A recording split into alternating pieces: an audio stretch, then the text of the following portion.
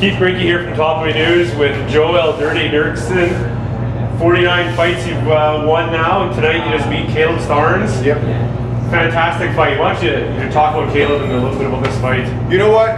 Caleb's kind of hurt. You rocked him with the Cobra Punch. You rocked him with the Cobra Punch. Yes, I did, Coach. Thank you. I think you dropped him. Did you drop with the Cobra Punch? I dropped him with a Cobra Punch. Hey, did he go down? He went down. Did he go down? He went down. Put that in the fucking interview. Okay, so. What exactly is a Cobra Punch? It's an overhand right. He just gave it a fancy name. He's trying to church it up.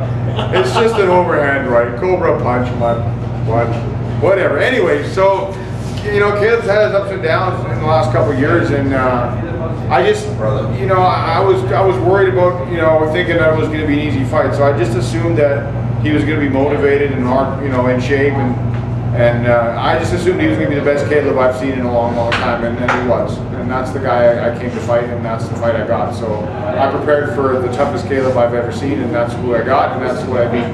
So, yeah, you know, my hat's off to him. He did a great job. I hope to see him go and fight and do really well, just not against me. Yeah, you know? he did really well. First round, you come out there, 25 seconds in, you drop him with the overhand right. Everybody thinks it's over. You know, what were you thinking? Oh, I was just like, hey, that's an awesome Cobra Punch. No, I mean, I like, you know, I like knowing I can hurt people. You know, it makes me feel good, whatever. I mean, not that I want to hurt people, but in the ring when you're fighting, you got to know you have some tools. I thought, you know, this is going to be a good fight because I'm going to do this to him over and over again and put him away early.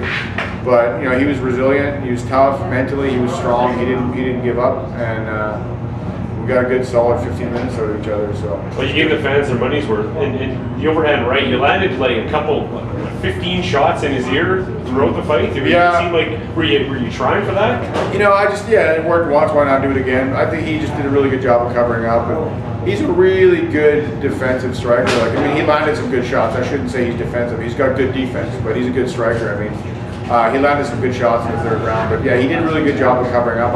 It was hard to hit him with anything clean. He was a smart fighter. It was mentally tougher than some of the last years.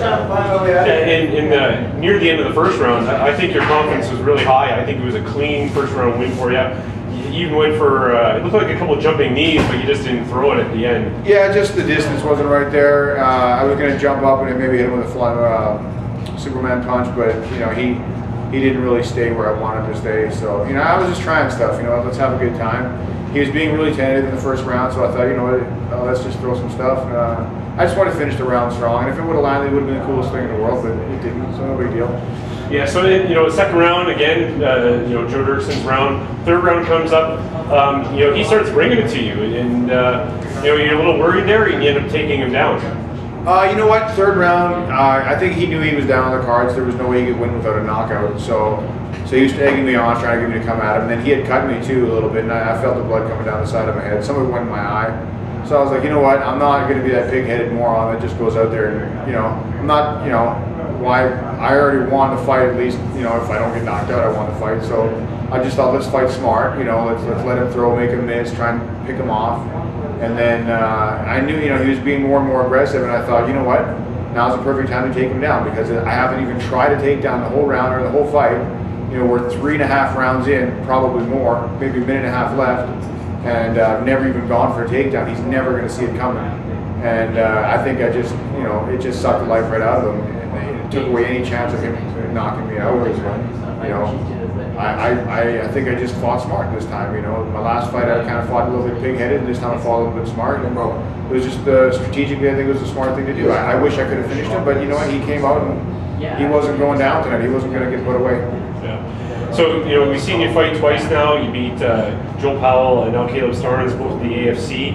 Are we going to see you in one of the November shows coming up? Maybe against, you know, Salter? I know you have some management things there, but I'm not fighting November. No. You know, I'm not in a rush. You know, I had 2 good fights this year.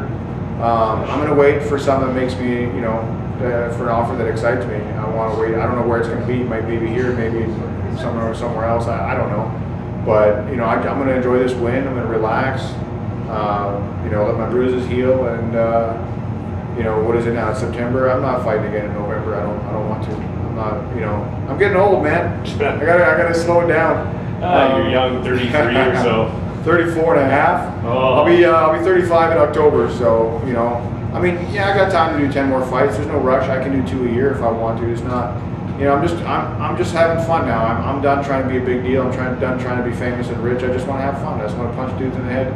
And when I hear a name and a show that interests me, then I'll take the fight. Yeah, well, you know, we seen a show here tonight, a great show. We got like Joe Doerksen and Curtis Brigham headlining these shows. And yeah, and it's so cool to see Curtis come back and get a big win.